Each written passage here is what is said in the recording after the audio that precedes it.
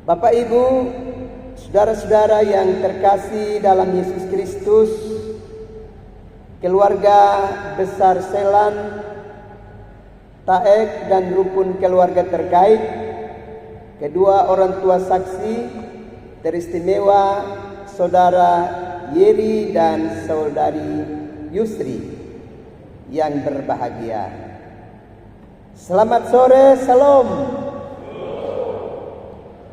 Hari ini kita bersyukur bahwa Tuhan menggenapi satu bagian firman-Nya dalam diri Saudara Yeri Timotius Selan dan Saudari Yusri Serlina Taek, untuk mereka diperkenankan memasuki kehidupan rumah tangga, memenuhi kehendak Tuhan di dalam hidup mereka. Perlu diingatkan kepada Saudara Yeri dan Saudari Yusri bahwa sebelum kalian berdua ada di dalam komitmen seperti hari ini, banyak orang yang sudah lebih dahulu ada di babak ini, berkomitmen untuk hidup bersama sebagai suami istri. Namun dalam perjalanan waktu, mereka tidak cukup kuat memelihara komitmen hidup dan saling mengasihi dengan baik, sehingga mereka saling meninggalkan seorang dengan yang lainnya. Padahal Yesus sendiri berpesan kepada kita melalui nats pengantar kita tadi dalam Injil Matius pasal yang ke-19 ayatnya yang ke-6. Apa yang telah dipersatukan oleh Allah tidak boleh diceraikan oleh manusia. Kita ingat bahwa kasus perceraian itu begitu meningkat di tengah-tengah kehidupan masyarakat.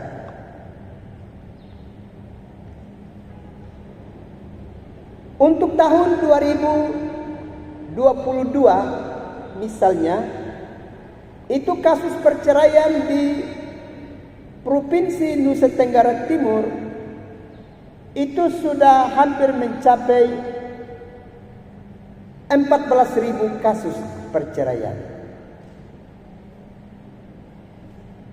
Jadi Bapak Ibu bisa membayangkan satu angka yang sangat fantastis,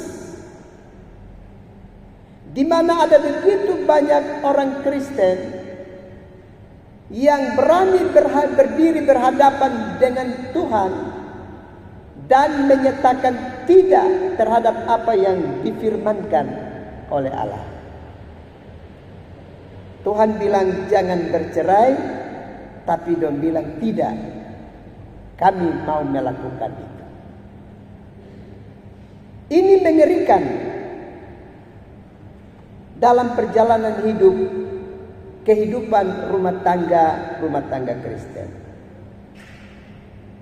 Tapi harus diingat, Alkitab bersaksi dalam Keluaran pasal 32 ayat yang ke-33.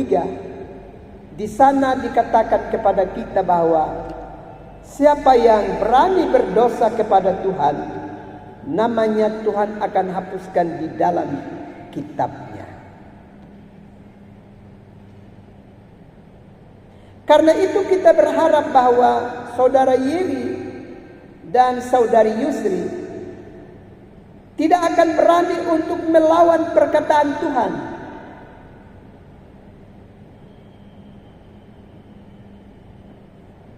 Untuk saling meninggalkan seorang dengan yang lainnya.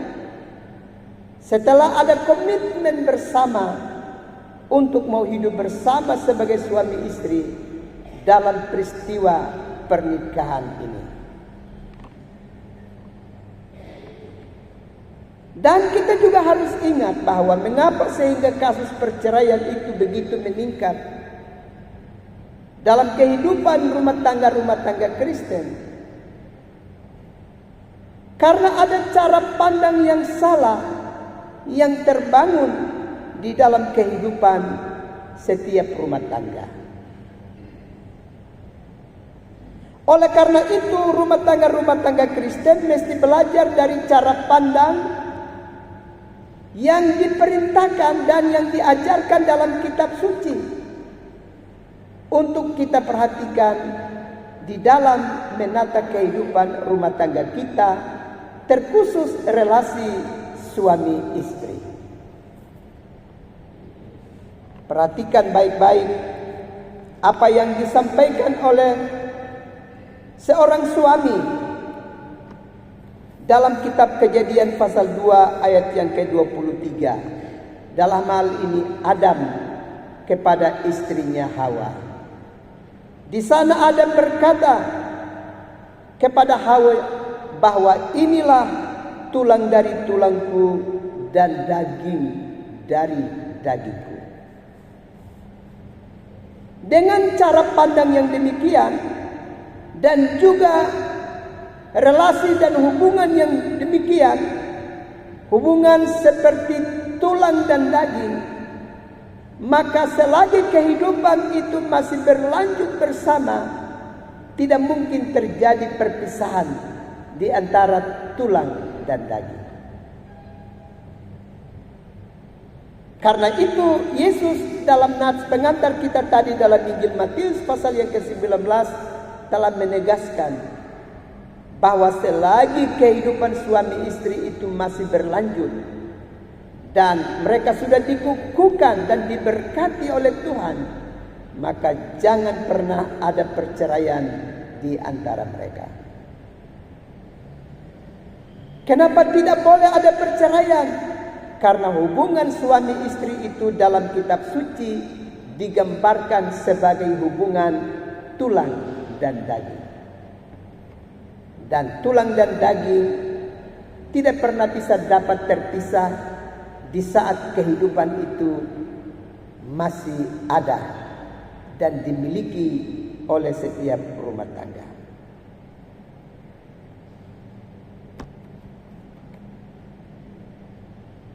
Selanjutnya, setiap rumah tangga Kristen mesti menyadari bahwa sebuah pernikahan Kristen adalah saat di mana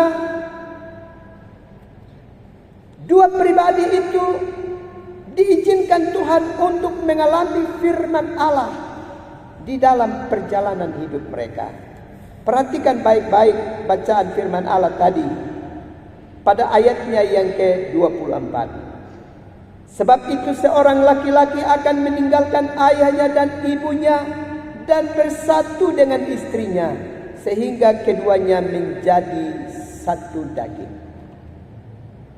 Itu berarti sebuah pernikahan itu dapat terjadi karena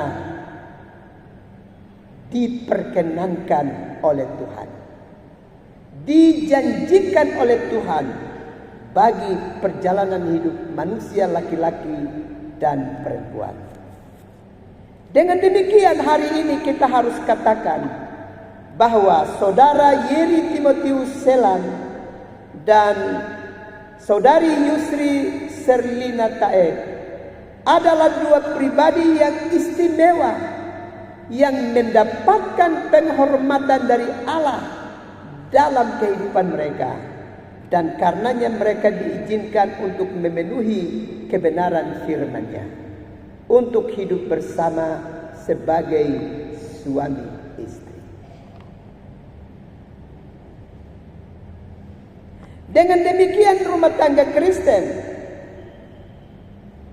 yang telah dikukuhkan dan diberkati adalah rumah tangga yang istimewa dan spesial di hadapan Tuhan.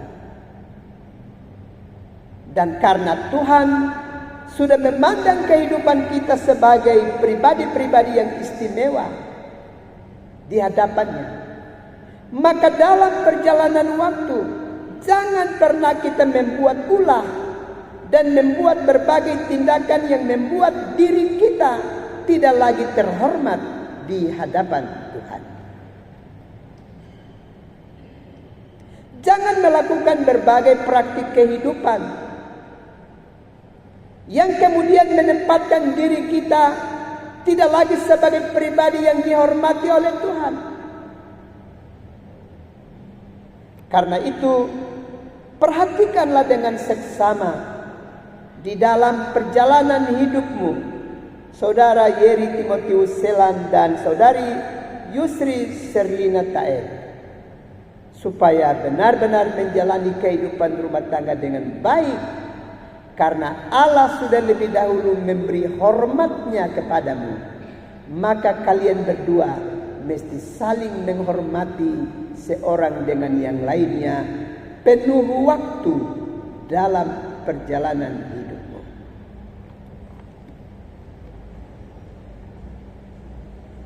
Selanjutnya, hal yang terakhir yang kita belajar dari kebenaran firman Allah ini, pada ayatnya yang ke-25 jelas dikatakan, mereka keduanya telanjang, manusia dan istrinya itu, tetapi mereka tidak merasa malu.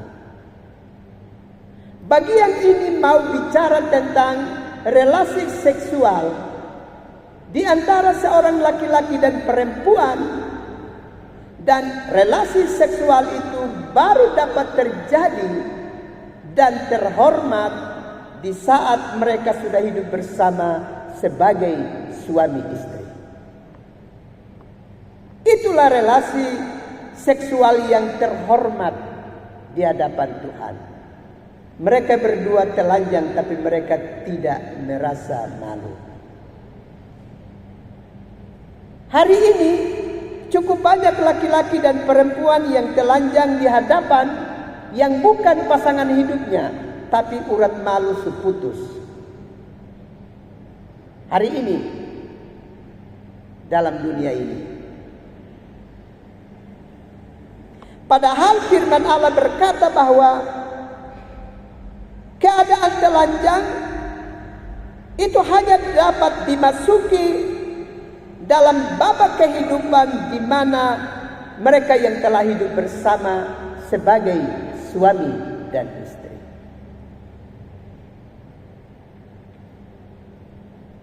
Sehingga nanti kalau kita belajar di dalam kitab Ibrani pasal 13 ayatnya yang keempat, di sana firman Allah bilang begini, kepada semua mereka yang sudah menikah, jangan pernah mengotori tempat tidurnya. Karena kalau mengotori tempat tidur, artinya melakukan hubungan seksual dengan yang bukan pasangan kita, itu bikin kotor tempat tidur dan kita akan dihakimi oleh Tuhan. Jadi Pak Yeri Timotius Selan, ingat, jangan kasih kotor tempat tidur ya. Jangan kasih kotor tempat tidur. Karena dengan kasih kotor tempat tidur, Pak Yeri bukan berhadapan dengan istri, tapi berhadapan dengan Tuhan yang akan memberi penghakiman bagi kehidupanmu. Demikian juga sang istri Yusri Serlina Taed, jangan bikin tempat tidurmu kotor dengan yang bukan pasangan, karena itu akan membuat engkau dihakimi oleh Tuhan. Tentu pesan ini bukan saja untuk Pak Yeri dan Ibu Yusri, tapi juga semua kita yang sudah lama menikah, yang sudah tagae tangan dan kaki sulama.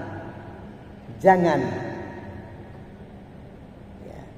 jaga kekudusan hidup kita.